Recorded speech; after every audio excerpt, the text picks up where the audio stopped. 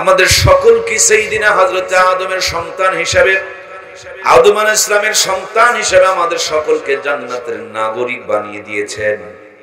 আমরা জান্নাতে ছিলাম, জান্নাত থেকে ফিরে দুনিয়াতে এসেছি, দুনিয়াদারি করে জান্নাতের কিছু পাথিও সংগ্রহ করে নিয়ে আবার জান্নাতে চলে যাব। এই জান্নাত থেকে এসে জান্নাতে যাওয়ার মাঝখানে লম্বা একটা পথ পাড়ি দিতে হবে। এই পাড়ি দিতে গিয়া কেউ যেন শয়তানে ধোঁকায় না পড়ি, রাস্তা যেন হারিয়ে না যায়। এজন্য আল্লাহ তাআলা আমাদেরকে পথ দেখানোর জন্য দুইটা নিয়ামত দিয়েছেন। এক নম্বর নিয়ামত দিয়েছেন রিজালুল্লাহ, নবীজি আমাদেরকে জান্নাতের পথ দেখিয়েছেন। আর দুই নম্বর পথ দেখিয়েছেন কালামুল্লাহ, কিতাবুল্লাহ। এই দুইটা লাইন যদি কেউ ধরতে পারে, আল্লাহর বান্দা পুনরায় জান্নাতে চলে যাবে। ট্রেনে চলেছেন কি জীবনে? গিয়ে দেখবেন ট্রেনের লাইন হলো দুটি। সাইকেল পড়ে যায়, ট্রেন পড়ে না, এই দুটি লাইনের উপরে। বাস ঘোরাঘুরি করতে হয়, বেশি বেশি অ্যাক্সিডেন্ট হয়। ট্রেন অত অ্যাক্সিডেন্ট হয় না, কারণ দুটি লাইনের উপরে থাকার কারণে। আপনার আমার জীবন তখনই পথভ্রষ্ট হবে না যখন আপনার আমার ভিতরে কোরআন এবং সুন্নাহ এই দুই লাইনের জ্ঞান থাকবে। তো এই মানুষটা ডাক্তারি, মাস্টারি, ইঞ্জিনিয়ারি, এমপিগিরি, মন্ত্রীগিরি সব করবে, কোনোদিন পথভ্রষ্ট হবে না। আল্লাহর জান্নাতের বান্দা ইহদিনাস সিরাতাল মুস্তাকিম ধরে কোরআন সুন্নাহকে অবলম্বন করে সোজা জান্নাতে চলে যাবে। সুবহানাল্লাহ বলেন। এজন্য প্রিয় ভাইয়েরা আমার, আজকের শুধু অশান্তি নয়, আজ থেকে ১৫০০ বছর পূর্বে এই দুনিয়াটা যখন অশান্তিতে ছেয়ে গিয়েছিল, অশান্ত দুনিয়াকে শান্তিময় করার জন্য আল্লাহ দুইটি নিয়ামত দান করেছিলেন। এক নম্বর নিয়ামত ছিল মুহাম্মদুর রাসূলুল্লাহ সাল্লাল্লাহু আলাইহি ওয়াসাল্লাম। নবী আমার দুনিয়াতে এসে ছোট্ট থেকেই দুনিয়ার মানুষের শান্তি, মুক্তি, কল্যাণ এবং সমাধানের জন্য নানান প্ল্যান, নানান পরিকল্পনা হাতে নিয়েছিলেন। নিজের হাতে ছোট্ট একটা সংগঠন বানিয়েছিলেন, নাম দিয়েছিলেন হিলফুল ফুজুল। 13 বছর পর্যন্ত নেতৃত্ব দিয়েছেন। কিন্তু নবীর মতন একজন দামি মানুষ একদিন দুই দিন নয়, 40 বছর মেহনত করেছেন, তারপরও মক্কার জমিনে পরিপূর্ণ শান্তি প্রতিষ্ঠিত করতে পারেন নাই। এই জন্য হৃদয় ভর্তি ব্যথা নিয়ে জাবালে নূর নামক উঁচু পাহাড়ের মাথায় চড়ে ছোট্ট একটা গুহা, ছোট্ট একটা গর্ত, ওই গর্তটুকুর মধ্যে বসে বসে ধ্যান করছেন, গবেষণা করছেন, রিসার্চ করছেন, প্ল্যান করছেন, পরিকল্পনা করছেন। নবীজি ছিলেন মুহাম্মদুর রাসূলুল্লাহ। আল্লাহ তাআলা নবীজির কাছে দান করলেন কিতাবুল্লাহ। যেমনি মুহাম্মদুর রাসূলুল্লাহর কিতাবুল্লাহ নেগেটিভ আর পজিটিভ যেমন এক জায়গায় হয়েছে, সুন্দর করে আলো জ্বলতে শুরু করে দিয়েছে, মুহাম্মদুর রাসূলুল্লাহর কিতাবুল্লাহ মক্কার জমিনে কালো পাথরের পাহাড়ে যখন লেগে গিয়েছে, আল্লাহর কোরআনের ছোঁয়া লাগার কারণে ওই কালো পাথরের পাহাড়কে আল্লাহ তাআলা আলোর পাহাড় বানায়া দিয়েছে। মুহূর্তের মধ্যে পরিবর্তন শুরু হয়ে গিয়েছে। হযরত ওমর কোরআনুল কারীমের সাথে বিদ্বেষ করে নবীজির কাল্লা কাটার জন্য ছুটে চলে যাচ্ছেন খোলা তরবারি নিয়ে। প্রতিমধ্যে কে যেন বললেন, ওমর তুমি মুহাম্মদের কাল্লা কাটতে যাও, তোমার বোন ভগ্নিপতি তো মুসলমান হয়ে গেছে। সে পথ পরিবর্তন করে চলে গেলেন বোনের বাড়িতে। বোনকে গিয়া দেখতেছেন ঘরের দরজা লাগানো, কোরআনের তেলাওয়াত হচ্ছে। দরজায় ধাক্কা দিয়ে শুরু করলেন। বোন ওমরের কণ্ঠ পেয়ে কোরআনুল কারীমের কপিগুলোকে লুকিয়ে ফেললেন। সে দরজা ভেঙে ফেলে দিল আর বলল, তোমরা আমাদের বাপ দাদার ধর্মে চুনকালি লাগায়া মুহাম্মাদের অনুসারী হইয়া কোরআনুল কারীম তেলাওয়াত করো, কই কোরআনুল কারীম কই? বোন ভগ্নিপতি কোরআনুল কারীম দিলেন না। এক পর্যায়ে তিনি রক্তাক্ত করে ফেলে দিলেন। তারপর যখন কোরআনুল কারীম তার হাতে তুলে দিল না, হযরত ওমর বললে, যখন দিবেই না তাহলে কোরআন থেকে আমাকে একটু তেলাওয়াত করে শোনাও তো দেখি। প্রাণপ্রিয় ভাইয়েরা আমার, তারা যখন কোরআনুল কারীম তেলাওয়াত করতে শুরু করে দিলেন, কাট্টা কাফেরের হৃদয়ের মধ্যে কোরআনুল কারীমের যখন তেলাওয়াতের ধাক্কাগুলো লাগতে শুরু করে দিয়েছে, তেলাওয়াতের ধাক্কা লাগতে লাগতে পাথরের চাইতে কঠিন হৃদয়টা মোমের মতন গলতে শুরু করে দিয়েছে। সে বলে, আমার হাতে একটু কোরআনটা দেবে না? আমি নরম হয়ে বলছে, দেবে না? বোনে বলছে, পবিত্রতা অর্জন করা ছাড়া এটা কোন কাফেরের হাতে দেওয়া যায়? সুবহানাল্লাহ বলেন। দুনিয়াতে এমন কোন গ্রন্থ নেই যেটা স্পর্শ করার জন্য পবিত্র হওয়া লাগে। একমাত্র শুধুমাত্র কেবলমাত্র এই পবিত্র গ্রন্থকেই স্পর্শ করার জন্য ওযু করা লাগে। সুবহানাল্লাহ বলেন। প্রাণপ্রিয় ভাইয়েরা আমার, তার হৃদয়ের পরিবর্তন হয়ে গেল। নবীর দরবারে চলে গেলেন। নবী আলাইহিস সালামের হাতে হাত দিয়া ইসলামের দুশমন ছিলেন, ইসলামের সৈনিক বনে গেলেন। মরার পরে জান্নাতে যাবে, কোরআনের ছোঁয়া লাগার কারণে মরার আগেই আল্লাহ তাআলা তাদের জন্য জান্নাতের সার্টিফিকেট বরাদ্দ করে পাঠায়া দিলেন। সুবহানাল্লাহ বলেন। এই সেই ওমর, যে ওমর আমার নবীর গর্দান কাটতে ছুটে চলে যাচ্ছিলেন। সে ওমরের জামানায় মিশরের নীল নদের মধ্যে একটা কুপ্রথা ছিল। নীল নদের যেই জায়গাতে পানি চক্কর খেত, বছরে একদিন মিশরের সবচেয়ে সুন্দরী নতুন মেয়ে, কুমারী মেয়েকে নিয়ে তারা ওই জায়গাতে সাজুগুজু করায়া ঢোক ঢাল পিটিয়ে সেখানে তারা পানির মধ্যে বিসর্জন দিত। এই প্রথার নাম তারা বধূ বিসর্জন বলতো। হযরত ওমর ফারুক রাদিয়াল্লাহু তাআলা আনহুর কাছে সম্ভবত তখনকার মিশরের যিনি গভর্নমেন্টের দায়িত্বে ছিলেন আমর ইবনুল আস খবর পাঠিয়ে দিলেন। হযরত ওমর বললেন, কখনো এটা করা যাবে না, ইসলাম কোনোভাবে সমর্থন করে না। একজন মানুষকে এইভাবে জানতো একটা মানুষকে পানির মধ্যে ফেলে দেওয়া যায় না। মিশরের নীল নদের যখন বধূ বিসর্জন বন্ধ হয়ে গেল, নীল নদের পানি কমতে শুরু করে দিল, জনগণ অপপ্রচার ছড়াইতে শুরু করলো, আহারে মুসলমানরা মিশর দখল করেছে, নীল নদের বধূ বিসর্জন বন্ধ করেছে, মিশরের পানি প্রবাহ কমে গিয়েছে, এই মিশরের দুর্ভিক্ষ আসবে, অচিরেই প্রভুর পক্ষ থেকে আমাদের মিশরের উপরে দুর্ভিক্ষ আসবে। মিশর ছেড়ে যখন সবাই পালাইতে শুরু করলো, এক পর্যায়ে হযরত আমর ইবনুল আস হযরত ওমরের কাছে চিঠি লিখলেন। ওমর রাদিয়াল্লাহু তাআলা আনহু নদীর বরাবর এক খণ্ড চিঠি লিখে ওমর পাঠিয়ে দিলেন। এই চিঠিটা জুমার দিনে হযরত আমর ইবনুল আস মুসল্লিদেরকে নিয়ে বললেন, হযরত ওমর চিঠি দিয়েছেন নদীর কাছে, জুমার নামাজ পড়ে আমরা নদীর মধ্যে চিঠিটা দিয়ে আসবো, নদী পানি দিয়ে দিবে। সুবহানাল্লাহ বলেন। যারা ঈমানদার ছিলেন তারা তো বিশ্বাস করলেন, আর যাদের ভিতরে ঈমান ছিল না এরা অট্ট হাসিতে ফেটে পড়লেন আর বললেন, পাগলে কি না কয়, ছাগলে কি না খাই, হাইরে এমন এক পাগলের যন্ত্রণায় পড়েছি, মানুষই তো মানুষের চিঠির দাম দিতে চায় না, নদীর পানি নাকি চিঠি পেলে পানি দিয়ে দিবে।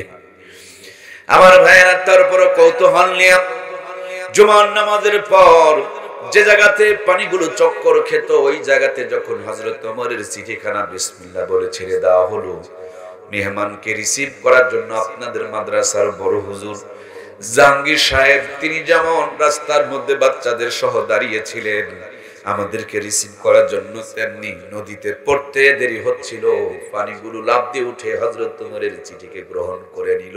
শুকনো নদী মুহূর্তের মধ্যে জোয়ার চলে আসলো।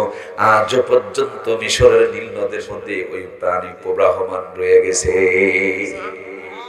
এই সেই ওমর, একদিন মদিনাতে বসা, ভূমিকম্প এসেছে, নবীজি রওজা কাঁপতেছে, হযরত ওমর বসা থেকে দাঁড়িয়ে গেলেন, হাতের মধ্যে একটা লাঠি ছিল, জমিনে ধমক দিয়ে বলেন, জমিনের মাটি তুমি কি জানো আজকে তুমি কাঁপাকাঁপি করো, তোমার বুকে পৃথিবীর শ্রেষ্ঠ মহামানব মুহাম্মদুর রাসূলুল্লাহ ঘুমিয়ে আছে, খবরদার আর নড়াচড়া করবে না, কাঁপাকাঁপি করবে না। ইমাম গাজ্জালী রাহমাতুল্লাহি আলাইহি বলেন, ওমরের ধমকে মদিনার ভূমিকম্প বন্ধ হয়ে গেছে। আজ আমাদের ধমক আমাদের ছেলেরা শোনে না, আমাদের কথা আমাদের বিবিরা শোনে না। আমরা যদি বলি ডানে, আমাদের ছোটরা চলে যায় বামে, কিন্তু আমরা তাদের উত্তরসূরি যারা ধমক মারলে ভূমিকম্প বন্ধ হয়ে যেত। সুবহানাল্লাহ। সম্মানিত প্রিয় ভাইয়েরা আমার, উহুদের সাইড দিয়া ঘূর্ণিঝড় আসতেছে, টর্নেডো আসতেছে, বিশাল শব্দ শুরু হয়ে গিয়েছে। হযরত ওমর ফারুক রাদিয়াল্লাহু তাআলা আনহু হাতের আঙ্গুলের ইশারা দিয়া বলে, ওই টর্নেডো, ঘূর্ণিঝড়, এটা মদিনার শহর, এই শহরে নবীজি ঘুমিয়ে আছে, এই শহরে তুমি ঢুকতে পারবে না, এখান থেকে অন্যদিকে ফিরে চলে যাও। হযরত ওমরের ইশারা পেয়ে ঘূর্ণিঝড় টর্নেডো ফিরে চলে যায়। আজকে সেই মুসলমান গোটা দুনিয়াতে কাফেরদের কাছে মার খায়, তার মানে নামে শুধু মুসলমান, ভিতরে ঈমানের অবস্থা আমাদের ভালো নাই। কথা বলুন ঠিক কিনা? অনেক মুসলমান আছে সূরা ফাতিহা জানে না, বহু মুসলমান আছে গোসলের ফরজটাও কি গো ভাইরা কথা বলছেন না কেন? এখানে যে কয়রা বসা এগোটাকে যদি বলেন যারা গোসলের ফরজ বলতে পারবে তারা বের হবে, আর যারা পারবে না তাদের বের হওয়া যাবে না, না শিখা পর্যন্ত। দেখবেন বেড়া ছিদ্র করে কিছু পালাবে। বিয়ে করছে 4 ছেলের বাবা, মগর গোসলের ফরজ জানে নাপাক ভাবে পুরা জীবন পাড়ি দিয়ে দিতেছে। অনেক মুসলমান আছে নামাজের দাওয়াত দিলে কি সুন্দর একটা মাসালা বলে, হুজুর কাপড় ঠিক নাই, শরীর পাক নাই, ফতুয়া খালি হুজুররা দেয় মনে করছেন, ওনারা বেনামাজিও ফতুয়া দেয় যে ওনার শরীর পাক নাই, যাতে করে মসজিদ আর কেউ টেনে নিয়ে যায়। তার মানে আমার প্রাণ প্রিয় ভাইয়েরা, 20 বছর বয়স যখন, তখন একই মাসালা কাপড় পাক নাই, 30 বছরে ওই মাসালাই শরীর পাক নাই, 40 বছর ওই একই মাসালা কাপড় পাক নাই, 50 বছরও পাক নাই, 60 বছরও পাক নাই। হঠাৎ করে 70 বছরে যদি আজরাইলের সাথে দেখা হয়ে যায়, কাপড় পাক করার তো সময় দেয়? কি গো কথা বলছেন না কেন? এদিকে আজরাইল মনে হয় দেয়, ঘপ করে ধরে খপ করে জানটা যখন বের করে নিয়ে চলে যাবে। এবার 70 বছরের নাপাকটাকে পাক বানানোর জন্য ডাক দাও, মাদ্রাসাতে গিয়া বড় হুজুর জাহাঙ্গীর সাহেবরে ডাক দাও, ওই নজিপুর মাদ্রাসায় গিয়া নজরুল সাহেব হুজুরকে ডাক দাও, মুফতি সাহেবকে ডাক দাও, বড়ই পাতার গরম পানি দিয়া 70 বছরের নাপাক। ভুলে গেছেন আপনারা? একটু আমার সঙ্গে কথা বলুন প্লিজ, একটু দয়া করে কথা বলুন। সব ঘোষিত 70 বছরে নাপাক, এবার মরার পরে বড়ই পাতার গরম পানি দিয়ে বানাইতেছে পাক। এতদিন পর্যন্ত আলেম তো ছিলই না, আলেমদেরকে দেখতেও পারতো না, গান গাইতো, মনে বড় জালারে পাঞ্জাবিওয়ালা, জোরে গেলে কয় দাওয়াত পাইছে, ধীরে হাঁটলে কয় বেশি খাইছে। আমার ভাইয়েরা, কোনদিন আলেমরা ক্ষমতায় গেল না, তারপরে বেকুবেরা বলে হুজুররাই নাকি দেশ গেল না, ক্ষমতায় না গিয়া ওরা যদি দেশ খাই তাহলে তোমরা কি পায়খানা খাইলা? আমার প্রাণপ্রিয় ভাইয়েরা, যে লোকটা ইসলাম বিদ্বেষী ছিল, আলেম বিদ্বেষী ছিল, আলেমদের নামে মামলা করনেওয়ালা ছিল, আলেমদের নামে যতগুলো মামলা হয়েছে এই মামলাগুলো তো ফেরেশতাই করছে। কথা বলুন, সব মামলা কি হিন্দুয়ে করছে? দেখবেন আমার ভাইরা, নামধারী মুসলমানরাই করেছে। আবার মরার পর ওই আলেম বিদ্বেষী লোকগুলো হুজুরদের ঘাড়ের উপরে চড়েছে, কবর দিকে রওনা করেছে, যেটা সারা জীবন ইসলামের বিপক্ষে ছিল। ইসলাম বলেছে দাঁড়িয়ে প্রসাব করো, ও করেছে। ইসলাম বলেছে বসে প্রসাব করো, সে করেছে দাঁড়িয়ে। ইসলাম বলেছে তুমি তোমার বউ বেটির ইজ্জত বের করে দেখায়ও না, সে বড় বড় মোটরসাইকেল কিনে বউকে বিউটি পার্লারে সাজায়া পাতলা কাপড় পরায়া, শীতের ভয়ে নিজে মোটা কাপড় পরে, কিন্তু বউটাকে এমন একটা কি যেন বানায় রাখছে, একে ঠান্ডাও পর্যন্ত লাগে না। মোটরসাইকেলে পিছনে চড়াইয়া সারাদিন মার্কেটে মার্কেটে ঘুরাইয়া জেনার গুনাহ কামাই করে বেড়ায়। আর মরার পরে ওই সিটার বাটপার গুলোকেও সালাম করে দেওয়া হয় বিসমিল্লাহি ওয়া আলা মিল্লাতি রাসূলুল্লাহ। খালি কবরে গিয়া দেখেন গুতান বসানের ব্যবস্থা আছে না? না, এটা তো ফতনিতলা থানা না ভাই। 2 জন আসামি ধরা পড়ছে থানায়। একটা আসামি ভদ্র চোর, চোরের মধ্যেও কোয়ালিটি আছে না? না, সব চোর তো এক মতন নয়। এই চোরটা হলো ভদ্র চোর। স্যারের কাছে বলছে, স্যার সরি, পেটের দায়ে চুরি করছি, স্যার সরি। স্যার বলছে এটারে চালান করে দাও, এটা ভদ্র চোর, চালান করে দাও, তো শিকারই করছে, এবার মারামারি কি দরকার? আর একটা চোর না, এ হলো বাটপার। এই বেটাই কই, ওই বেটা পুলিশ, তুই কে আরে সেনস? বলে কে আনে?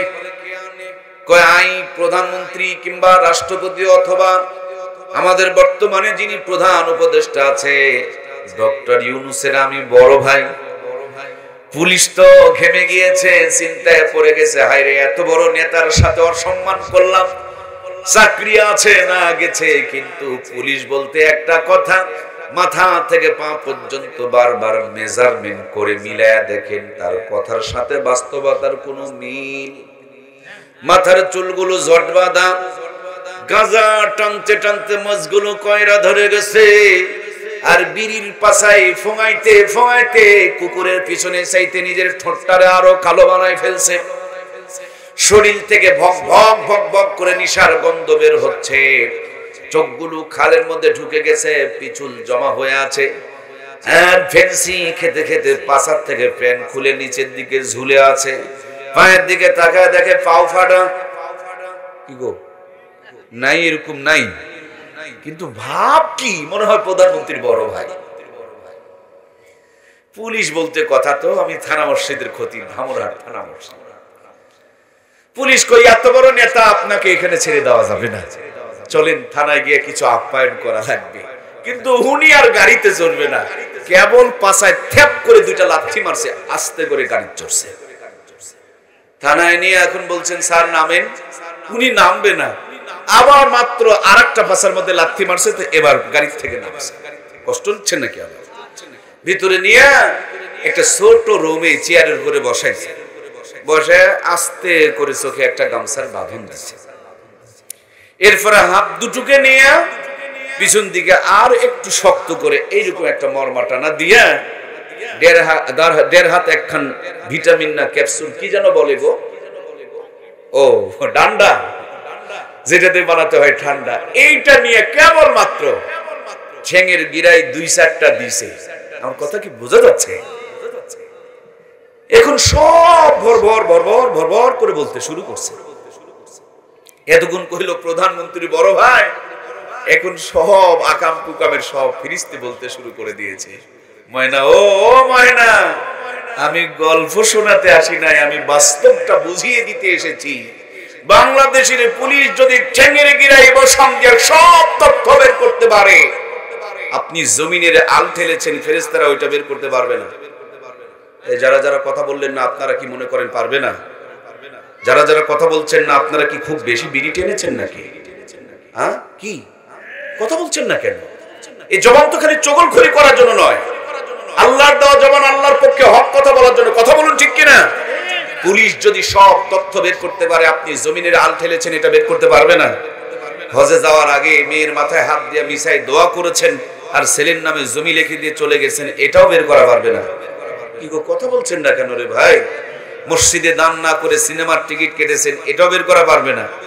সব পারবে। নিজেকে ঢেকে রেখেছেন আর বউটাকে বেপর্দা করে মার্কেটে মার্কেটে ঘুরাইছেন, এই চিটারিগুলো তো বের করতে পারবে না। পারবে? পারবে। তাহলে আমার প্রিয় ভাইয়েরা, মরার পরে চিটারি আর বাটপারি করে পরিবর্তন হয়ে কোনো লাভ নাই।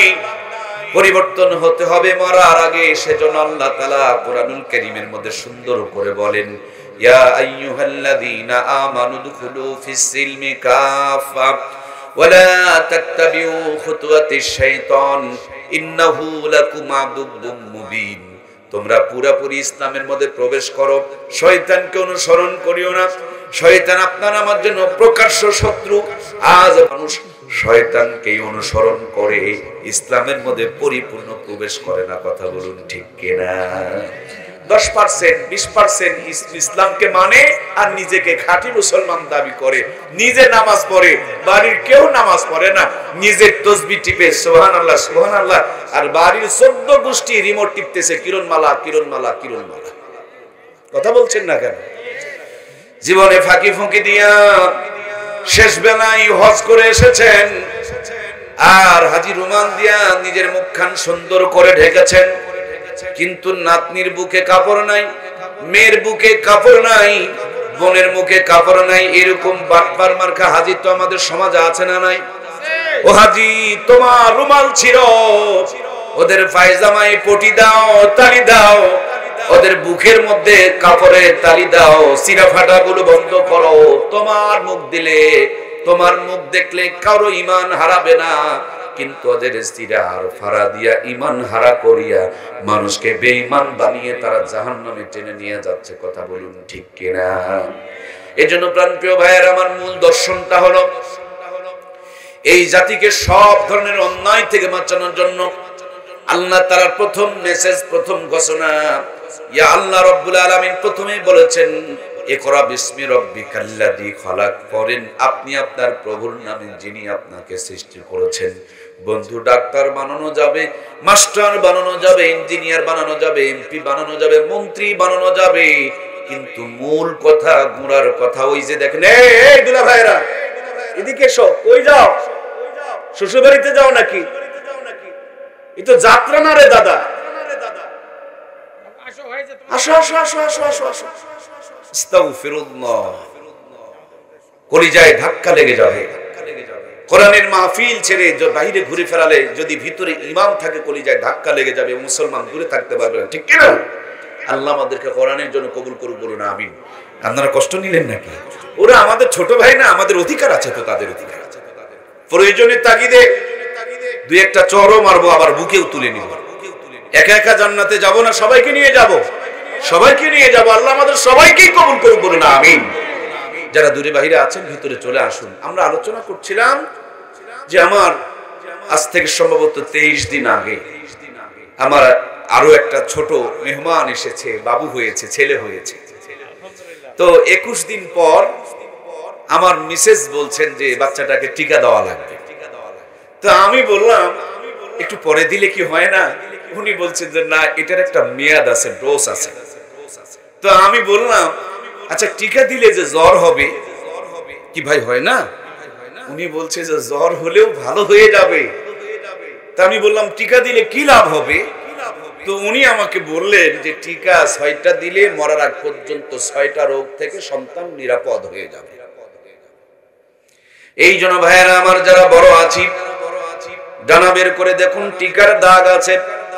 আর এখন টিকা আপডেট হওয়ার জন্য টিকার দাগ হয় না। টিকা দিবেন কেন? বলে টিকা দিলে 6টা রোগ হবে না। শীতের কাপড় পরবেন কেন? বলে শীতের কাপড় পরলে আর ঠান্ডা লাগবে না, নিউমোনিয়া হবে না। বর্ষার দিনে রিংকোট এবং ছাতা নিয়ে চলছেন কেন? বলে ছাতা মাথায় দিলে বৃষ্টি ভিতরে ঢুকবে না, রিংকোট শরীরে থাকলে বৃষ্টি উপরে পড়বে, সড়ক করে চলে যাবে, ভিতরে ঢুকতে পারবে না। তেমনি আমার ভাইয়েরা, ছেলেটা আর মেয়েটার কলিজার ভিতরে কোরআনুল কারীম যদি ঢুকায়া দিতে পারেন, ওটা কোনোদিন নাস্তিক হবে না, বেঈমান হবে না, মুরতাদ হবে না, দাঁড়িয়ে প্রসাব করবে না, ইজ্জত বের করে দেশের মানুষকে দেখাবে না, আলেমদেরকে গালিগালাজ করবে না, কুকুরের মতন দাঁড়িয়ে প্রসাব করবে না। ওই কোরআনুল কারীম সিনার থাকার কারণে এই কোরআনুল কারীম সব অন্যায় থেকে বাঁচায় আল্লাহর বান্দাকে জান্নাত পর্যন্ত পৌঁছায়া দিবে। ভাই, এলাকার মধ্যে কি ইটের ভাটা আছে? আমার ভাইয়েরা, ইট কিন্তু এই মাটি দিয়া বানায়। এই মাটি রাস্তায় দিবেন ধুলা হয়ে যাবে, এই মাটি বাড়িতে দিবেন কাদা হয়ে যাবে, কিন্তু এই মাটিকে সুন্দর করে খামিরা বানায়া ইটের একটা ফার্মার মধ্যে ঢুকায়া রোদের মধ্যে কয়েকটা দিন শুকায়া ইটের ভাটায় দিয়ে লিমিটেড টেম্পারেচার মেইনটেইন করে দেখুন। আগে ছিল মাটি, ইটের ভাটার থেকে বের করার পর হয়ে গেছে খাঁটি। আগে পানিতে ফেলে দিলে গলে যায়। আমার দরদের ভাইরা, ইটের ভাটার থেকে বের করার পর সাগরেও যদি ফেলে দেয় তাইলে তো গলে যায়। কথা বলুন, গলে যায়। একই মাটি আগে দিলে গলে যায়, আর ভাটার থেকে বের করে পানি ফেলে আরো শক্ত হয়ে যায়। এজন্য প্রাণপ্রিয় ভাইরা, দিনই তো অনুরোধ যেটা, আপনার সন্তানটা যেন নাস্তিক না হয়, মুরতাদ না হয়, ঈমান যেন না হারায়, এইটা যেন শয়তানের ফাঁদে পা না দেয়। এজন্য আপনার আমার ছেলে মেয়েগুলোকে কোরআনের ফার্মায় ঢুকায়া ইমানদারটা বানায় নেওয়ার দরকার আছে না নাই? এই ইমানদার বানানোর ফ্যাক্টরি আর কারখানা হলো এই মাদ্রাসা। মাদ্রাসাগুলোতে সন্তানকে দিয়ে পাঠাবেন, এরা কোরআন তেলাওয়াত করবে, বাংলা পড়বে, ইংরেজি পড়বে, অঙ্ক পড়বে, সমাজ পড়বে, ইতিহাস পড়বে, বিজ্ঞান পড়বে, ভূগোল পড়বে, স্কুলে যা পড়বে এখানেও তা পড়বে। কিন্তু এর ভিতর দিয়ে নামাজ পড়ার ট্রেনিং হয়ে যাবে, রোজার ট্রেনিং হয়ে যাবে, কোরআন তেলাওয়াতের ট্রেনিং হয়ে যাবে। বাবা যদি মারা যায় জানাজার নামাজটা পড়াইতে পারবে, মা যদি মারা যায় জানাজার নামাজটা পড়াইতে পারবে, কবর জিয়ারত করতে পারবে।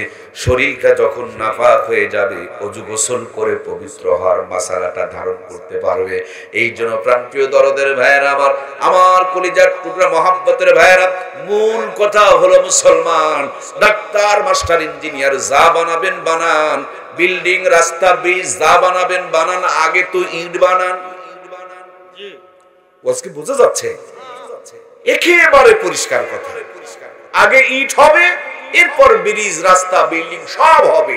আগে ইমানদার হবে, এরপর ডাক্তার মাস্টার ইঞ্জিনিয়ার হবে। কোনদিন পথ হারাবে না। আমার দেশে ডাক্তার মাস্টার ইঞ্জিনিয়ার হয় কিন্তু ইমানদার হয় না। ইমানদার না বানিয়ে ডাক্তার মাস্টার ইঞ্জিনিয়ার বানায়। এই জন্য বানিয়েছিলাম ডাক্তার, হয়ে যায় বাটপার। জয়পুর আপনাদের নজিপুরে স্বাস্থ্য কমপ্লেক্সে অর্থাৎ হাসপাতালে গিয়ে দেখবেন বড় বড় ডাক্তার বসে থাকে, কিন্তু হাসপাতালে যখন থাকে চোখেও দেখে না, কানেও শোনে না, কলমেও লেখে না। ওটাই যখন বৈকাল বেলা প্রাইভেট ক্লিনিকে বসে 500 টাকা যখন মামু দেওয়া হয় তখন রুগীকে আব্বা আব্বা বলে ডাকে। কথা বলছেন না কেন? অথচ জনগণের ট্যাক্সের টাকা দিয়া বিদেশ থেকে ওকে ডাক্তার বানিয়ে চাকরি দেওয়া হয়েছে। ভাইয়ের আমার, প্রত্যেকটা জিনিসের কিছু আলামত আছে। চোখ যদি হলুদ হয়ে যায়, হলুদ চোখ দেখলে বুঝবেন যে কি যেন হয়েছে, জন্ডিস হয়েছে। শরীরের যদি তাপ বেড়ে যায় তাহলে কি বুঝবেন? জ্বর হয়েছে। আমার ভাইয়েরা, প্রত্যেকটা জিনিসের আলামত দেখে চেনা যায়। এই বেচারি 30 বছর পর্যন্ত ডাক্তারি পড়েছে, কিন্তু পরীক্ষা ছাড়া কিছু বলতে পারে? আসলে পারে কিন্তু বলে না। একটা পরীক্ষা করলেই চলবে, কিন্তু 13টা পরীক্ষা আপনাকে দিয়ে দেয়। কেন জানেননি? ওই পরীক্ষার থেকে অর্ধেক % ডাক্তার কমিশন খায়। কথা বলুন ঠিক কিনা? জানে যে এক পাতা নাফা খেলে ভালো হয়ে যাবে, 17টা ঔষধ লেখে। আবার আসার সময় ঔষধ কোম্পানির লোকজনগুলো ছবি তোলে, এই যে ডাক্তারকে যে কিনে নিয়েছিলাম, বুঝতে কষ্ট হচ্ছে কি? কিনে নিয়েছিলাম, আমার কিনা গোলাম আমার ওষুধগুলো লেখলো কি? প্রাণপ্রিয় ভাইয়ের আমার, ডাক্তারটা যদি ইমানদার হতো, গরিব জনগণকে পরীক্ষা দিয়ে নির্যাতন করত না। ডাক্তারটা যদি ইমানদার হতো, পার্সেন্টেজ খেয়ে দুর্বল ঔষধগুলো আর লিখতো। এজন্য প্রিয় ভাইয়েরা, আমরা ডাক্তার চাই, কিন্তু ডাক্তারগুলোকেও আগে ইমানদার বানানোর দরকার আছে না নাই? আপনাদের এলাকায় কি কি কোনো কলেজ কিংবা বড় বড় হাই স্কুল আছে কি? দেখবেন আমার প্রিয় ভাইয়েরা, অনেক স্যারেরা স্কুলের মধ্যে পড়াশোনা করায়, কিন্তু স্কুলে পড়ে বাচ্চায় পাস করতে পারে না।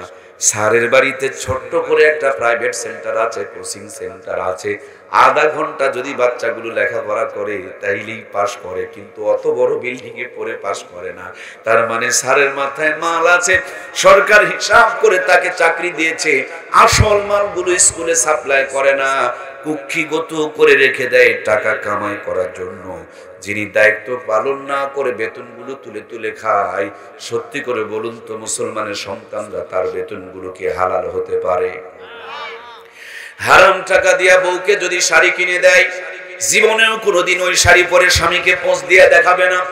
স্বামী যেদিন ঢাকায় যাবে রিকশায় চড়ে পাবলিককে পোঁছ দিয়া দেখায় বেড়াবে, কারণ পাবলিকের হক আদায় করা হয় নাই। এই জন্য বউ পোঁছ দিয়া হক আদায় করে। কথা বলুন ঠিক কিনা? হারাম টাকা দিয়ে আপনি আপনার সন্তানকে লেখাপড়া করাবেন, এই সন্তান আপনার ভাত কাপড় দেবে না। যখন আপনি বুড়া হয়ে যাবেন, বৃদ্ধাশ্রমে ফেলে চলে আসবে, কারণ আপনি হালাল টাকা দিয়ে সন্তানকে মানুষ করেন নাই। এই জন্য আমরা মাস্টারও চাই, স্যারও চাই। ওই মাস্টার আর স্যারগুলোকেও ইমানদার বানানোর দরকার আছে না নাই? ভিতরে যদি ইমান থাকে, প্রাইভেট বাণিজ্যের জন্য স্কুল কলেজকে তারা ফাঁকি মারবে না। আমার দেশে বহু ইঞ্জিনিয়ার পাওয়া যায়, রডগুলো বিক্রি করে দিয়া রডের বদলে বাঁশ ঢুকায়। ইরে ভাই, কথা কন না কেন গো? সাদাকে সাদা বলুন, কালোকে কালো বলুন, নইলে কিয়ামতের দিন বাবা শয়তান হিসেবে দাঁড়াতে হবে। শুধু খারাপ মানুষের জন্য এদেশ নষ্ট হয় নাই, আপনার আমার মতন বোবাদের জন্য এদেশ নষ্ট হয়েছে। কেন বন্ধ করুন। আপনার আমার মতন বোবাদের জন্য এই দেশটা নষ্ট হয়ে গিয়েছে। আমরা যদি অন্যায়ের প্রতিবাদ করতাম, সাদাকে সাদা বলতাম, কালোকে কালো বলতাম, এই জুলুম আমাদের উপরে আসতো না, ঠিক কিনা? এজন্য বলুন, প্রতিবাদ করতে শিখুন। আমার প্রাণপ্রিয় ভাইয়েরা রডগুলো বিক্রি করে দেয় আর রডের পরিবর্তে বাঁশ ঢুকায় দেয়। আমার ইঞ্জিনিয়ার ভাইগুলো যদি ইমানদার হতো, সত্যি করে বলুন, একজন ইমানদার ইঞ্জিনিয়ার রড বিক্রি করে কি বাঁশ ঢুকাইতে পারতো? তাহলে আমি ডাক্তার চাই, মাস্টার চাই, ইঞ্জিনিয়ার চাই, সব চাই, কিন্তু সবার আগে সবগুলোকে ইমানদার চাই। সব চেয়ারগুলোতে যদি ইমানদার সেটআপ হয়ে যেত, সোনার বাংলায় দুর্নীতি দমন কমিশন লাগতো না, সোনার বাংলা অটোমেটিকলি সোনায় রূপান্তরিত হয়ে যেত, ঠিক কিনা? বাংলাদেশে 16 বছর ধরে সবচেয়ে যে সেক্টরটা বড় দুর্নীতি করেছে সেটি হলো দুর্নীতি দমন কমিশন। এদের দায়িত্ব ছিল দুর্নীতি দেখা, কিন্তু এরা দুর্নীতি দেখছে আর টাকা নিছে আর দুর্নীতি করার সুযোগ দিয়েছে, দেশকে বিক্রি করে বিদেশে পাচার করেছে, ঠিক কিনা? তারা ভিন্ন মতাবলম্বীদের উপরে জুলুম করেছে আর নিজের লোকগুলোকে আস্তে করে দুর্নীতি করার সুযোগ করে দিয়েছে। যাদের দুর্নীতি করার বন্ধ করার কথা ছিল, এরা বাংলার জমিনে সবচেয়ে বড় দুর্নীতি করেছে দুর্নীতি দমন কমিশন, ঠিক কিনা? সত্যি করে বলুন, ঠিক কিনা? যদি দুর্নীতি দমন কমিশন সব দুর্নীতি বন্ধ করে দিত, দেশটা উজাড় হয়ে যেত না। শুনুন আমার কলিজার টুকরা দরদের ভাইয়েরা, আজ স্বাধীন বলছেন, স্বাধীন তো এটাই নতুন নয়, এর আগেও তো স্বাধীন ছিল স্বৈরাচারের চাচার হাত থেকে, পাকিস্তানের হাত থেকে, ব্রিটিশের হাত থেকে। স্বাধীনতাগুলো যায় কই? স্বাধীনতাগুলো হয় কি? স্বাধীনতার পিছনে বারবার নষ্ট হয়ে যাচ্ছে, তার কারণটা কি? তার একটাই মাত্র কারণ, সেটি হলো এই স্বাধীনতাগুলো অর্জন করি কোরআন সুন্নাহর আলো নিয়ে, কিন্তু অর্জন করার পর যেই লোকগুলোকে চেয়ারে সেটআপ দেওয়া হয়, এদের ভিতরে কোরআন সুন্নাহর আলো নাই। এক চোর চলে যায়, আরেক চোর ক্ষমতায় বসে যে অন্ধকার থেকে উঠে এসেছি তার চাইতে বড় অন্ধকারে আমাদেরকে ফেলে দেয়, ঠিক কিনা? শোনেন জাতি, আমার কথা বিশ্বাস করতে হবে না, আমি বুকের তাজা রক্ত দিয়ে আপনাকে লিখে দিচ্ছি, আগামী দিনে এর চাইতে মহা বিপদ অপেক্ষা করছে। সুতরাং রাষ্ট্রপতির চেয়ার থেকে নিয়ে মেম্বারের চেয়ার পর্যন্ত প্রত্যেকটা চেয়ারের মধ্যেই কোরআন সুন্নাহর আলোয় আলোকিত মানুষকে বসাইতে হবে, তাইলে কম্বল চুরি হবে না, গমও চুরি হবে না, ঠিক কিনা? এজন্য প্রাণপ্রিয় ভাইয়ের আমার মূল কথা হলো, ও জাতি, কোরআন এমন একটা নিয়ামত, যেখানে যেমনি যেভাবে যার সাথে লেগেছে সব জিনিসের মান শান মর্যাদাকে আল্লাহ তাআলা বাড়িয়ে দিয়েছে। এই কোরআনুল কারীম যদি আপনি আপনার সন্তানের জীবনে দিয়ে দিতে পারেন, ছেলের জীবনে দিয়ে দিতে পারেন, মেয়ের জীবনে দিয়ে দিতে পারেন, আমি আপনাকে চ্যালেঞ্জ করে বলছি, আমার ছেলে, আপনার ছেলে যেখানেই থাকুক, যেই হালতেই থাকুক, ভাঙা ঘরে থাকুক, পুরা ঘরে থাকুক, আর বেড়া ঘরে থাকুক, আল্লাহর কোরআন যদি কলিজায় থাকে, ওই সন্তানের উপরে রহমত আর বরকত নাজিল করবেন কে? এই কোরআনুল কারীম আরশে আজিমে ছিল, আরশে আজিমের মর্যাদা বেড়ে গেল। একজন ফেরেশতা নিয়ে আসলেন, মুআল্লিমুল মালায়েকা, ফেরেশতার সর্দার হয়ে গেল। এই কোরআনুল কারীম একটা পাথরের পাহাড়ে নাজিল হলো, পাথরের পাহাড়টা আলোর পাহাড় হয়ে গেল। এই কোরআনুল কারীম আমার প্রাণপ্রিয় ভাইয়েরা রমজান মাসে নাজিল হলো, 11 মাসের সর্দার হয়ে গেল। এই কোরআনুল কারীম একটি মুবারক রাত্রে নাজিল হলো, লাইলাতুল কদরি খায়রুম মিন আলফি শাহর, 1000 মাসের চাইতে আল্লাহ তাআলা উত্তম বানিয়ে দিল। আজ পর্যন্ত কোরআনুল কারীম যেই কাগজের মধ্যে লেখা হয়, ওই কাগজের দাম কমে যায়? কি গো ভাই, আরে ইমান মরে তছনছ হয়ে গেছে, মরিচা ধরে গেছে। কোরআনের পক্ষে একটু শব্দটাও বের হচ্ছে না। আস্তাগফিরুল্লাহ, এই জাতির উপরে কি করে আল্লাহ রহমত আসতে পারে? শেষে একটু 10% হ্যাঁ না এটুকু যদি জবান দিয়ে বের না হয়, কি হবে আমাদের দ্বারা? একটু কথা বলি ভাই, কষ্ট হচ্ছে কি খুবই? আমার কথা কি বুঝতে পারছেন না আপনারা? তো যে কাগজে কোরআনুল কারীম লেখা হয়, এই কাগজের দাম কি কমে যায়? আল্লাহ তাআলা এই কাগজের দামটাও বাড়িয়ে দিয়েছেন। কোন কাগজে কোরআন লেখা আছে, এটার উপরে কোন মুসলমান পা দিয়ে কি যেতে পারে? তুলে নিয়ে চুমু খায়। তার মানে কাগজে লেখার কারণে কাগজের দাম বেড়ে যায়। প্লাস্টিকের কভারে কোরআনুল কারীমের উপরের পেপার বানানো হয়, কোরআনুল কারীমের উপরের কভার বানানো হয়, তার জন্য এই প্লাস্টিকটারও দাম বেড়ে যায়। যে কাঠের উপরে রেখে পড়া হয় সেই কাঠটার পর্যন্ত দাম বেড়ে যায়। আমার দরদের ভাইয়েরা, আপনি আপনার সন্তানের জীবনে, ছেলের জীবনে, মেয়ের জীবনে কোরআনুল কারীম দিয়ে দেন, আপনার আমার ছেলে আর মেয়ের জীবনকে দামি বানিয়ে দিবেন কে? আমি জানি এত কিছু শুনবেন, তারপরও ছেলেকে ভর্তি করবেন না মাদ্রাসায়। কেন জানেন? মনে করছেন যে হুজুর বানালে মনে হয় ভাত পাবে না। কিন্তু আমি ওভার শিওর করে বলছি, হুজুরের মতন হুজুর বানায় দেখেন, ভাত খাওয়া লাগবে না, সারা জীবন বিরানির বন্দোবস্ত করে দিবেন কে? এই বাংলার জমিনে, আসমানের নিচে, জমিনের উপরে যতই হুজুরদের বিরোধিতা করেন, হুজুরদের চাইতে ভালো কেউ খায়, হুজুরদের চাইতে বেশি কেউ ঘুমায় না।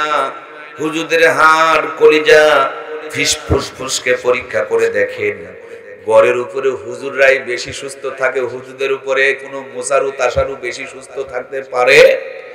আবার যদি সন্তান গোনাগাথা করেন, প্রোডাকশনের ব্যাপারটা বুঝতেছেন না আমার কথা? মুসারুর সন্তান গুনবেন আর দাড়িওয়ালার সন্তান গুনবেন, দেখবেন মুসারুর তুলনায় দাড়িওয়ালার প্রোডাকশন। সুবহানাল্লাহ বলবেন না? তার মানে আমার প্রাণপ্রিয় ভাইয়েরা, ছোট্ট একটা গ্রামে যদি কোনো ইমাম ইমামতি করে 30 দিন, 30 বাড়িতে, 30 রকম হাতে, 30 রকম স্বাদে, একেবারে যদি গরিব মানুষের বাড়ি হয় তাও ডবল করে ডিম ভাজি এত মজা করে বানায়।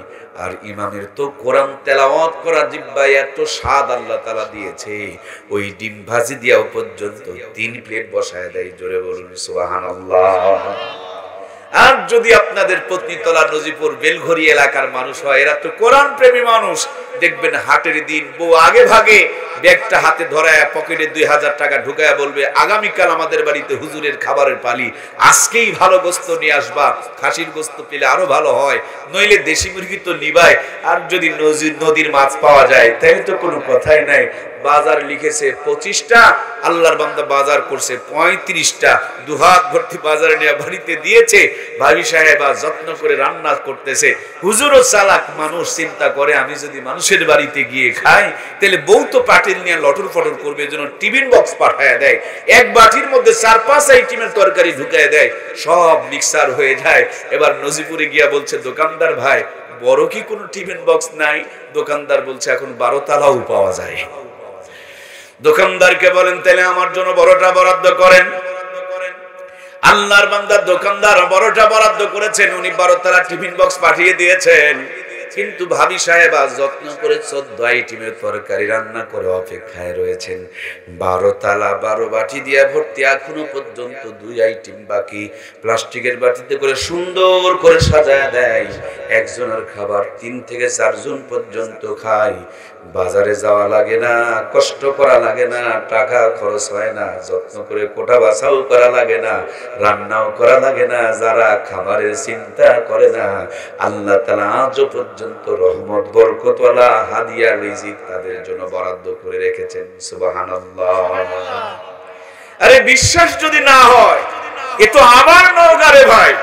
পুরা নওগাঁ জেলার যত বড় বড় সুদখোর, ঘুষখোর, জুয়াচোর, বাটপার, চিটার, মদখোর, তাসখোর, গাঁজাখোর, ফেন্সিখোর, এক কথায় যত বড় বড় হারামখোর আছে, ওদেরকে বেলঘরিয়াতে দাওয়াত দিয়ে এক লাইনে বসতে দেয়। আর এলাকার যত বড় ইমাম, মুয়াজ্জিন, মুফতি সাহেব, মুহাদ্দিস সাহেব, হুজুর সাহেব আছে, ওদেরকে আর এক লাইনে বসতে দেয়। এরপরে আলু ঘাঁটি দিয়া 2 কাতারে খেতে দিয়ে দেখেন, হুজুরের কোরআন শরীফ তেলাওয়াত করা জিহ্বার ধার, সত্য বলা জিহ্বার স্বাদ, গীবত না করা জিহ্বার যে টেস্ট, আর এই মিথ্যা কথা বলা, হারাম খাওয়া, গীবত করা জিহ্বার ড্যামেজ মেরে গেছে। ও হাফ প্লেট নিয়ে নাড়াচাড়া করবে, ইমাম সাহেব চোখের পলকেই 3 প্লেট তুলবে। কি গো সুবহানাল্লাহ বলবেন না? আরে বাস্তব কথা বলছি তোরে ভাই, হুজুরের সাথে পারবে না? পারবে নাকি? 3 প্লেট খাইছে, একটু পরে যদি বলে হুজুর চলেন আমাদের বাড়িতে একটু পায়েস আছে, আবারও মারবে 2 প্লেট। সুবহানাল্লাহ কয় না গো? আরে আল্লাহ এমন বডি বানাইছে, ডায়াবেটিসের গোষ্ঠী নাই। আর ওদেরকে খালি বৃষ্টির কথা বলবে, তার মানে হবে না। আমার প্রাণপ্রিয় ভাইয়েরা, খুব খেয়াল করে কথাগুলো শুনুন এবং বোঝার চেষ্টা করুন। এই হাফ প্লেট খেয়ে পেট নাড়াচাড়া করবে মানে ওই আমেরিকা, ব্রিটেন, জার্মান, জাপানের গন্ডগোল লাগছে, এখন র্যাব আর সার্জেল খোঁজা। আর হুজুরের পেটের মধ্যে কোনো গন্ডগোল নাই, খাওয়া দাওয়ার পর শুকরিয়া আদায় করে, ও বলে আলহামদুলিল্লাহ, শুকরিয়া আদায় করে ঢিকুর তুলে দেয়, সব ফিনিশ। সুবহানাল্লাহ কয় না গো।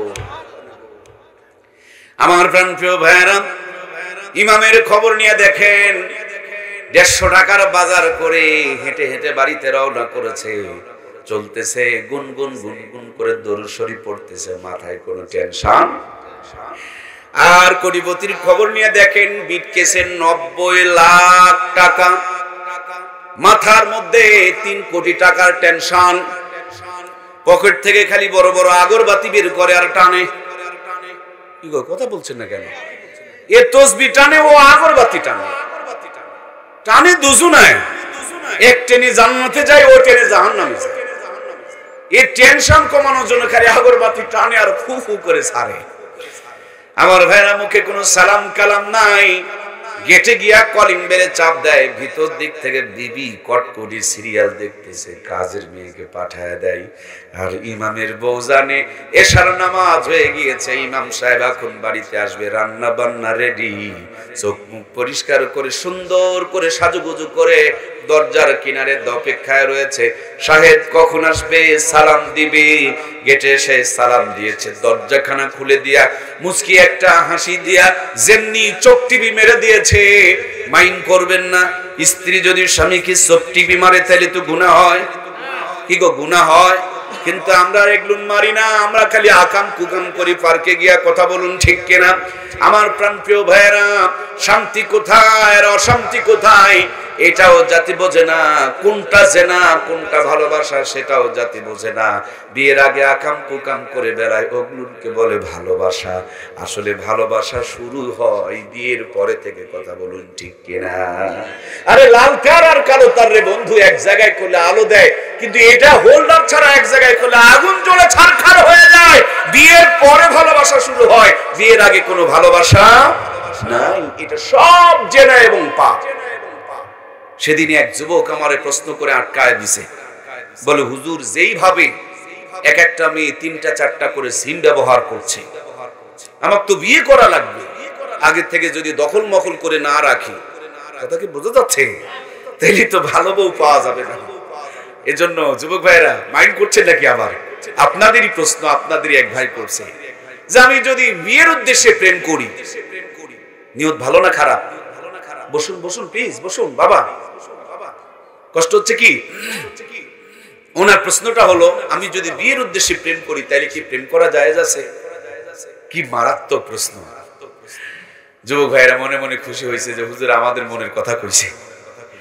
অনেকেই চিন্তা করছে, ভালো হুম্মা বিসমিকা আমুতু ওয়া আহইয়া, বিছানায় মাথা দিতে দেরি, জান্নাতের ঘুম ধরতে দেরি লাগে না। পক্ষান্তরে হারামখোরের খবর নিয়ে দেখো, সাপ আর বিজির সম্পর্ক, স্বামী আর স্ত্রীর মাঝখানে বড় বড় বিল্ডিং আছে, কিন্তু বিল্ডিং এর মধ্যে শান্তি। স্বামী এক ঘরে ঘুমায়, বউ আর এক ঘরে ঘুমায়, বউয়ের হাতে রান্না কপালে জোটে না। কাজের মেয়ে যেই হাতে নাক পরিষ্কার করে সেই হাতে রুটি বানায় রেখে দিয়েছে, ক্ষুধার যন্ত্রণায় ওই সিঙ্গাল মাখানো রুটি মুখের মধ্যে তুলে তুলে দেয়, পেটে ঢুকতে চায় না, জোর করে ঠেলে ঠেলে ঢুকায়, পেটে ঢুকতেই যুদ্ধ শুরু হয়ে যায়। তখন গ্যাসের বড়িরে আবার সার্জেল পেটে ঢুকায় গুতাগুতি বন্ধ করতে হয়।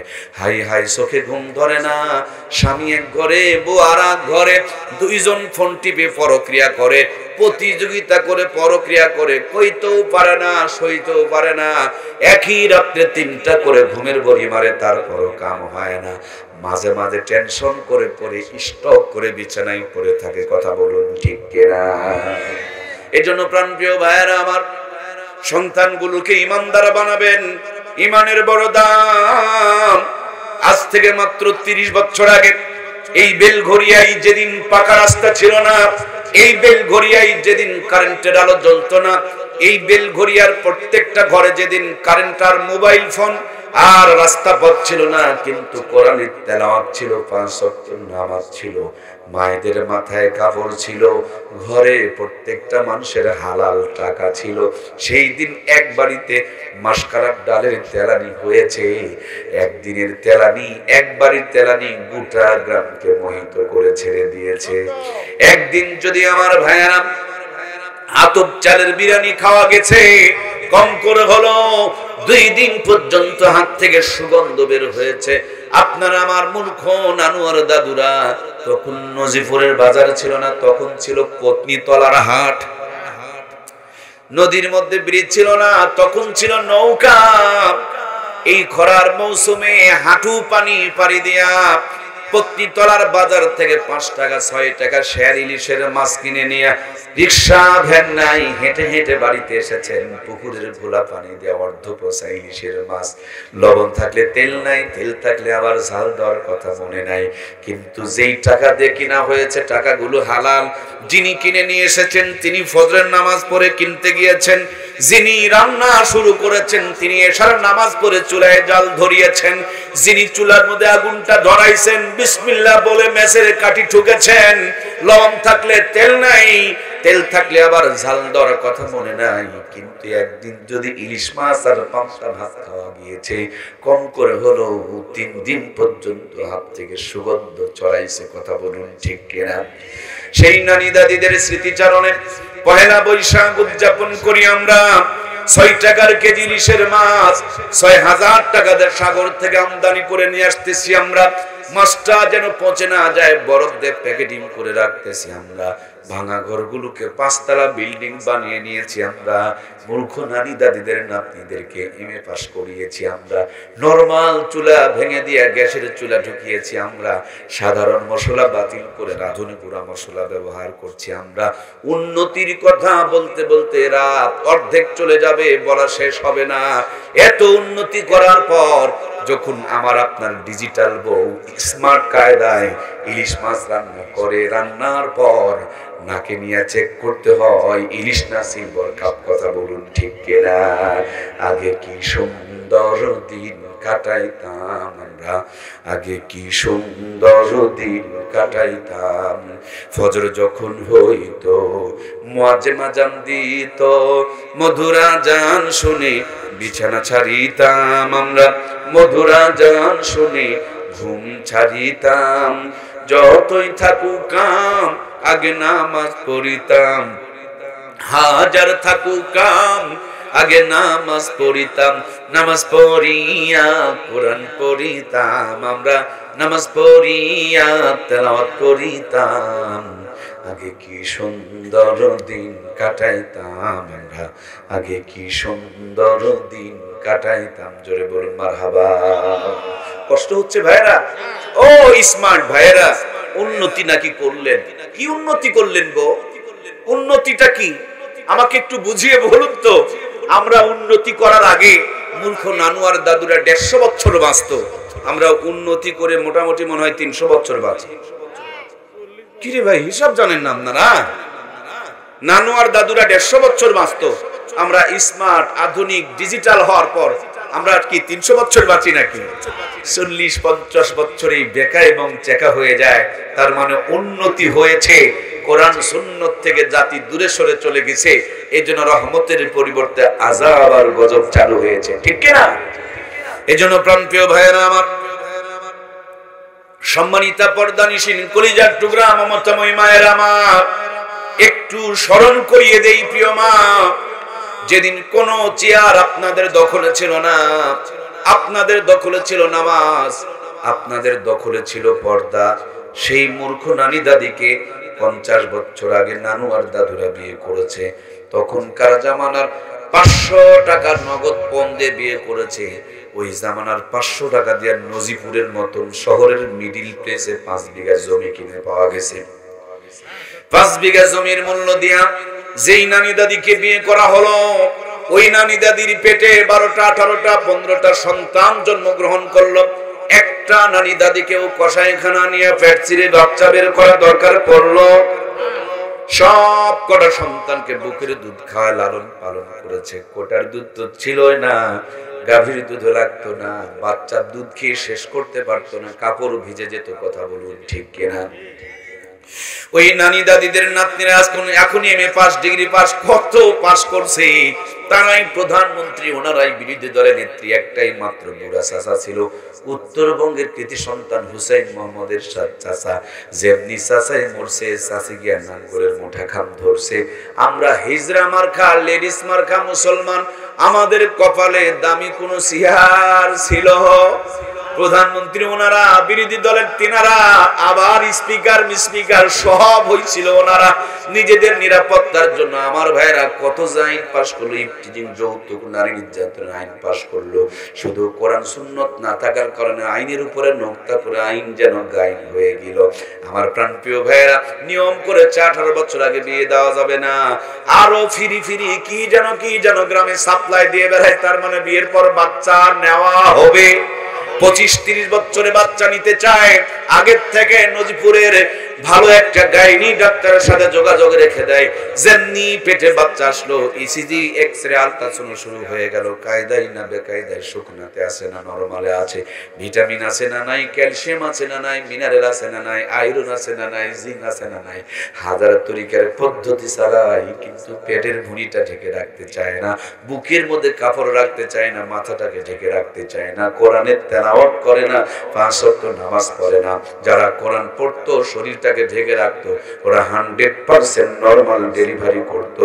যারা কোরআন পড়ে না, বডিটাকে ঢেকে রাখে না, এদের খবর নিয়ে দেখেন, এত পদ্ধতি করার পর 80% কে কষায়খানা নিয়ে পেট চিরে চিরে বাচ্চা বের করতে হয়। কথা বলুন ঠিক কিনা? ওদের সন্তান বুকের দুধ খেয়ে শেষ করতে পারতো না, আর এদের খবর নিয়ে দেখেন, এদের বুকের দুধই পায়। মাঝে মাঝে নজিপুরে গিয়ে দেখবেন, খাবার দোকানগুলোতে ম্যাজিস্ট্রেট গিয়ে রেড অ্যালার্ট দেয়। যদি দেখে খাবারের দোকানে খাবারগুলো ফাঁকা, দোকানদারকে ধরে নিয়ে হাতে হ্যান্ডকাপ লাগায় চালান করে দেয়। এই খাবারে ধুলাবালি, মশামাছি পড়েছে, এই খাবার খেলে দেশের মানুষ অসুস্থ হয়ে যাবে। আমি অবাক হয়ে যাই, বড় বড় মানুষের খাবার কত যত্ন করে দোকানে দোকানে ঢাকা, আর ছোট বাবুদের জন্য, বেবিদের জন্য, সোনামণিদের জন্য, বাচ্চাদের জন্য দয়ার আল্লাহ দয়া করে মা বোনের বুকে রিজার্ভ খাবারগুলো রেখে দিয়েছেন। বুড়া মানুষের খাবার ঢাকা, আর ছোট্ট নিষ্পাপ বাচ্চাদের খাবারগুলোকে ওরা রেখে দিয়েছে বুকের মধ্যে ফাঁকা। এই জন্য বুকে তো দুধ হয় না, যেটুকু হয় তার মধ্যে রহমত আর বরকত থাকে না। ওই দুধ খেয়ে সুস্থর পরিবর্তে আরো অসুস্থ, রোগার সোগা হয়। কথা বলুন ঠিক কিনা? বদনজরওয়ালা খাবার খেলে এই নিষ্পাপ বাচ্চাটার কি কোনো উন্নতি হবে? এই যে কয়েকজন আবার এখনো কথা বলছেন না, উন্নতি হবে? আমার প্রিয় ভাইয়েরা, আপনাদের এলাকায় যে ইটের ভাটা আছে, ইটের ভাটার ওই যে ইটের ফার্মা, এটা যদি বেঁকা হয়, ইটগুলো তো সোজা হয়, ইটগুলো বেঁকা হয়। তো আপনার বউটা যদি কটকটি হয়, বউয়ের পেট থেকে তো আল্লাহর ওলি জন্ম নেয়। কি গো, কথা বলছেন না কেন রে ভাই? আমি জানি এই কথাগুলো আপনাদেরকে আঘাত লাগতেছে। নবী আমার বলেন, দুনিয়ার সব নিয়ামত, উত্তম নিয়ামত হলো নেককার বিবি। এই জন্য কিছু থাক আর না থাক, দিনওয়ালা নেককার বিবি আমাদের ঘরে যদি থাকে, ঘরটাকে জান্নাতের টুকরা বানিয়ে দিবেন কে? এই জন্য প্রাণপ্রিয় ভাইয়েরা আমার, সম্মানিত দরদের কলিজার টুকরা মা বোনেরা আমার, বিনীত আহ্বানটুকু যেটুকু করতে চাই, অল্প কিছুদিন আগে জয়পুরহাটে এক মসজিদ থেকে আসরের নামাজ পড়ে বের হলাম। হঠাৎ তাকিয়ে দেখি কদুর জাংলায় কিছু কদু ধরে ঝুলতেছে। নিচের দিকে দেখি ঝাঁটা এবং জুতা ঝুলায় রাখছে। উপরে তাকায় দেখি একটা পাতিল দিয়া মাথা বানায় রাখছে। আমি ছবি তুলে নিলাম, সাথে একটা ছোট্ট ভাই ছিল। ওকে জিজ্ঞেস করলাম, কিরে হাবিব, এই কদুর গাছে ঝাঁটা আর জুতা কেন? হাবিব আমাকে বুঝিয়ে বললেন, ভাই, সব মানুষের নজর ভালো, কিছু কিছু মানুষের নজর খারাপ। সরাসরি যদি কদুর উপরে পড়ে, কদু নাকি পচে। আমাদের মাতা যে হাট এলাকা আছে, চেনেন তো? ওখানে কানুসকুরি নামক একটা জায়গা আছে। অনেকদিন আগে মাহফিলে যাচ্ছিলাম, যখন আমার গাড়ির ব্যবস্থা হয়েছিল না, হঠাৎ তাকিয়ে দেখি তরমুজের জমিতে বুশ বানায়া পাছায় বাঁশ দিয়া মাথায় পাতিল দিয়া গলায় জুতার মালা ঝুলায় রাখছে। আমি চিন্তায় পড়ে গেলাম, এ আবার কোন জ্বালা, বুশের পাছায় বাঁশ দিয়া কেন গলায় জুতার মালা? এক চাচা বলছে বুশের পাছায় বাঁশ দেওয়া হয় নাই, তরমুজকে বদনজর থেকে বাঁচানোর জন্য এই ব্যবস্থা।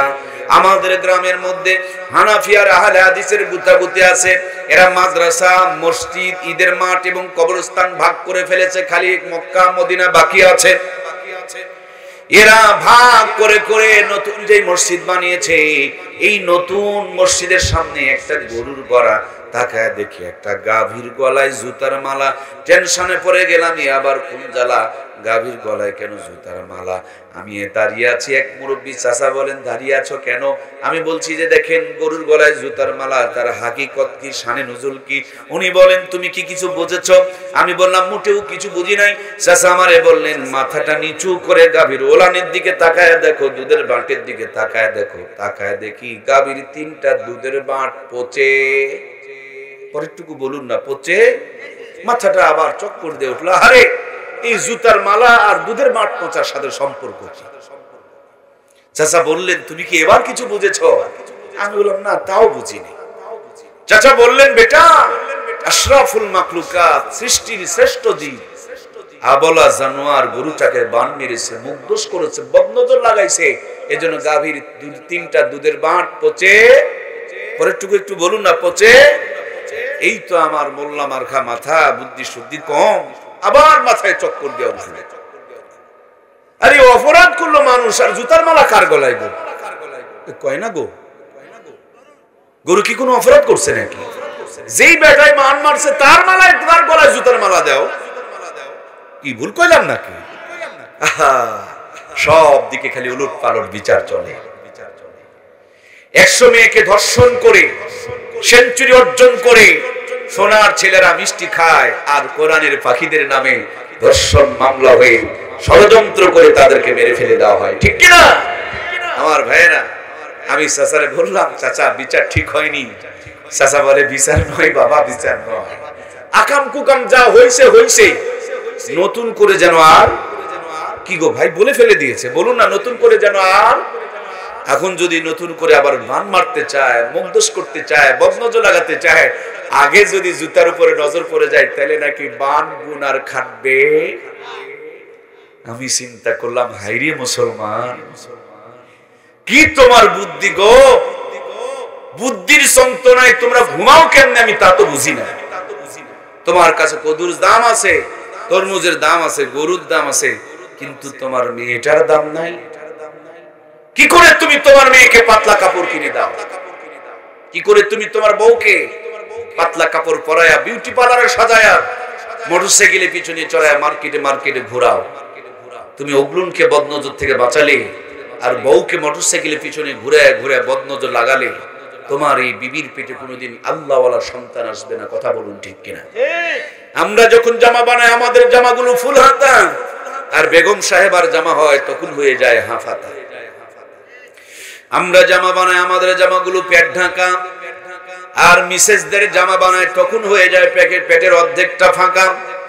নিজে যখন জামা বানায় কলার পর্যন্ত ঢাকা, আর বাড়িয়ালির জন্য যখন জামা বানায় তখন বুকের অর্ধেকটা ফাঁকা।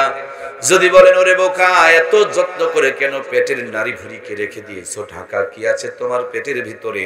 খবর নিয়ে দেখুন, তেল আর চর্বি, নারী আর ভুঁড়ি, প্রসাব আর পায়খানা। কত বড় বোকার বোকা নিজের পেটের প্রসাব পায়খানা গুলোকে রেখেছে ঢাকা। আর পৃথিবীর শ্রেষ্ঠ নিয়ামত আল্লাহর জান্নাতের সম্পদ, যেই মা বোনের পেট দিয়ে আসবে, এই ফ্যাক্টরি আর কারখানাকে যারা রেখে দিয়েছে ফাঁকা, সেই পেটের মধ্যে কোনোদিন শাহজালাল, শাহপ্রাণ, শাহ মাকদুম প্রত্যাশা করা যায় না। ওই পেটের মধ্যে লুচ্চা গুন্ডা চিটার আর বাটপার গুলোই জন্ম নেবে। সেই সন্তানগুলো কোনোদিন বাপ মার সেবা যত্ন করবে না, ভাত কাপড় দিবে না, বুড়া বয়সে বৃদ্ধাশ্রমে ফেলে আসবে। এটাই হলো ওই বাপ মার জন্য পাওনা। কথা বলুন ঠিক কিনা? এই জন্য প্রাণপ্রিয় ভাইয়েরা, মূল কথা, যদি কোনো মার কলিজায় আল্লাহর কোরআন থাকে, এই মা জানালা দরজাওয়ালা কাপড় পরতে পারে। যদি কোনো ভাইয়ের কলিজায় আল্লাহর কোরআন থাকে, বউটাকে মোটরসাইকেলের পিছনে চড়ায়া মার্কেটে চক্কর দিয়া জেনার গুনাহ কামাই করতে পারে। যদি কোনো ভাইয়ের দিলের মধ্যে আল্লাহর কোরআনের মহাব্বত থাকে, ওই সন্তান কখনো কুকুরের মতন দাঁড়িয়ে প্রসাব করতে পারে না। এই জন্য প্রাণপ্রিয় ভাইয়েরা, এই কোরআনুল কারীম এমন একটা মহান নিয়ামত, এটা যদি আপনার আমার সন্তানের জীবনে ঢুকাইয়া দিতে পারি, দুনিয়া আখিরাতের সব জায়গায় আপনার সন্তানকে দামি বানিয়ে দিবেন কে? এই জন্য কোরআনের সুপারিশ নিয়ে কে কে জান্নাতে যেতে চায়, আল্লাহর কোরআনের সঙ্গে দুইখানা হাত উত্তোলন করে দেখায়। লিল্লাহি তাকবীর। আল্লাহ আমাদের সকলকে কোরআনের সুপারিশ নসিব করে দেখ, বলুন আমিন। আমার প্রাণপ্রিয় ভাইয়েরা, হাতগুলো নামিয়ে ফেলুন। যে হাত কোরআনের পক্ষে তুলেছি, 20 মিনিটের মধ্যে কালেকশন করবেন, 10টার মধ্যে শেষ করবেন। আলহামদুলিল্লাহ। এখন বেজেছে কয়টা? জি আলহামদুলিল্লাহ, সুম্মা আলহামদুলিল্লাহ। যেহেতু বড় হুজুর ছিল, লেবু আমি একবার টিপবো, বড় হুজুর আর একবার টিপবে, তাহলে কেমন হলো না? আলহামদুলিল্লাহ, অতিরিক্ত টিপা হবে না, ভরসা আল্লাহর উপরে রাখতে হবে সবগুলোতে। জি আলহামদুলিল্লাহ। তবু ওইটা যেটা বলছেন, আল্লাহ তো আমাদের অন্তর্যামী, তাই না? সবই তো তিনি জানেন। আমরা আসি টাকা কামাই করতে, শ্রোতারা আসে সুর শুনতে, আর কর্তৃপক্ষ আয়োজন করে কালেকশন করতে। হেদায়েতের উদ্দেশ্য থাকতে হবে, তাইলে আমরা সবাই উপকৃত হব। আমি খালি কর্তৃপক্ষের ভুল ধরিনি, আমি আমার ভুলটাও কিন্তু বলছি। সুতরাং আমাদের সবাইকে সংশোধন হওয়ার দরকার আছে না নাই? আল্লাহ আমাদের সকলকে কোরআনের জন্য কবুল করে, বলুন আমিন। মূল থিমটা যেটা হলো, সেটি হলো এই কোরআনুল কারীম যেখানে যেমনি যার সাথে লেগেছে সব জিনিসের সম্মানকে আল্লাহ বাড়িয়ে দিয়েছে। আমরা যদি আমাদের সন্তানদের সিনায় কোরআনুল কারীমটুকু দিয়ে দিতে পারি, আমাদের সন্তানকে দুনিয়া আখিরাতের জন্য নিয়ামত বানিয়ে দিবেন কে? আমার প্রাণপ্রিয় ভাইরা, সে কথাটাই এতক্ষণ পর্যন্ত বলতেছিলাম। কোরআনওয়ালারা যেখানে থাকুক, আল্লাহ তাআলা তাদের উপরে একটা রহমত এবং বরকত দিয়ে রাখেন। সুবহানাল্লাহ বলেন। আমাকে যদি বলেন মুর্শিদুল আলম মর্তুজা ভাই, এই যে সুন্দর সুন্দর বাণীগুলো আমাদেরকে শোনাচ্ছেন, এগুলো সংগ্রহ করেছেন কোথায়, পেয়েছেন কোথায়? আমি বলবো আমার দরদের ওস্তাদ, কলিজার টুকরা ওস্তাদ আহমদ শফি সাহেব, আল্লাহ জান্নাতি নূর দিয়ে তার কবরকে মুনওয়ার করে দেখ, বলুন আমিন। আমি আমার হযরতের কাছে হাটহাজারীতে গিয়ে অর্জন করেছি। আমার হযরতকে যদি বলেন আপনি কই পেয়েছেন, তিনি বলবেন ভারতের দারুল উলুম দেওবন্দে পেয়েছি। তাদেরকে যদি বলেন আপনারা কই পেয়েছেন, তারা বলবেন মদিনাতে পেয়েছি। মদিনাওয়ালাদেরকে যদি বলেন আপনারা কই পেয়েছেন, তিনারা বলবেন সাহাবায়ে কেরামের কাছে পেয়েছি। সাহাবায়ে কেরামকে যদি বলেন কই পেয়েছেন, তিনারা বলবেন তা মুহাম্মদুর রাসূলুল্লাহ সাল্লাল্লাহু আলাইহি ওয়াসাল্লামের কাছে পেয়েছি। তাদেরকে যদি বলেন আপনারা কই পেয়েছেন, দেখবেন মুহাম্মদুর রাসূলুল্লাহ সাল্লাল্লাহু আলাইহি ওয়াসাল্লাম বলবেন আমি জাবালে নূরে হেরা গুহার ভিতরে পেয়েছি। জাবালে নূর হেরা গুহার ভিতরে নবী আলাইহিস সালাম পেয়েছেন। নবী আলাইহিস সালামকে কে দিয়েছেন? জিবরাইল আমিন দিয়ে গিয়েছেন। জিবরাইল আমিনকে যদি বলেন আপনি কই পেয়েছেন, বলবেন আরশ আজিমে পেয়েছি। আরশ আজিমকে যদি বলেন আপনি কই পেয়েছেন, আরশ আজিম বলবেন কিতাবুল্লাহ কালামুল্লাহ, যার কিতাব, যার কালাম, যার বাণী, সে আল্লাহ তাআলাই আমাকে দান করেছেন। সুবহানাল্লাহ বলেন। সুতরাং প্রিয় ভাইয়েরা আমার, এক মাথার মধ্যে আপনাদের বেলঘুরিয়া মাদ্রাসা, আর আরেকটা মাথা ঘুরতে ঘুরতে চলতে চলতে মদিনা হইয়া জাবালে নূর দিয়া আরশ আজিম পর্যন্ত পৌঁছে গিয়েছে, আল্লাহ পর্যন্ত ঠেকে গিয়েছে। সুবহানাল্লাহ। ট্রেনের দেখবেন আমার ভাইরা, ইঞ্জিনটা সামনে থাকে, একটার পর একটা বগিগুলো বাধা থাকে। এগুলো হলো জান্নাতের বগি, এগুলো হলো জান্নাতের গাড়ি। এক একটা বগি আপনার আমার জন্য জান্নাতে নিয়ে যাওয়ার মাধ্যম আর জড়িয়া বানিয়ে দিয়েছে আমার আল্লাহ। এক্ষুনি নজিপুরে গিয়া দেখবেন ঢাকাগামী গাড়িগুলো ঢাকার দিকে যাচ্ছে, হেলফার গেটের মধ্যে ঢাকা ঢাকা বলে ডাকতেছে। আপনি যদি বলেন ভাই এ তো ঢাকা না, এটা তো জয়পুর, এটা তো নজিপুর, কেন তুমি ঢাকা ঢাকা বলো? হেলপার বলবেন মোহতারাম 1000 টাকার একটা টিকিট কাটেন, টিকিটে লিখে দিবে নজিপুর টু ঢাকা, এরপর একটা সিট দেখায়া দিবে। শীতের দিনে ভালো গাড়িতে ছোট করে একটা কম্বল পর্যন্ত দিয়ে দিবে, বলবে চোখটা বন্ধ করে নাক টেনে টেনে একটা ঘুম দিয়ে দেন। সকালবেলা যখন ডাক দিব, চোখ খুললে আর নজিপুর দেখতে পাবেন না, ঢাকায় পৌঁছে যাবেন। নজিপুরের হেলপার যদি আপনাকে নজিপুর থেকে ঢাকা লিখে দিতে পারে, কাগজ নিয়ে আসেন, বুকের তাজা রক্ত দিয়ে আমি লিখে দিব এটা জান্নাতের গাড়ি, এর সাথে সম্পৃক্ত যদি থাকতে পারেন, দিন শেষে এই গাড়িটা আপনাকে আমাকে জান্নাত পর্যন্ত পৌঁছায় দিবে। সুতরাং এই মাদ্রাসা নামক, বেলঘরিয়া মাদ্রাসা নামক এই জান্নাতের গাড়িটাই চড়ে জান্নাতে যেতে চায় কারা কারা রাজি? আরেকটা বারের জন্য আমার আল্লাহকে দুই কানা হাত দেখায় সাক্ষী বানাই, লিল্লাহি তাকবীর।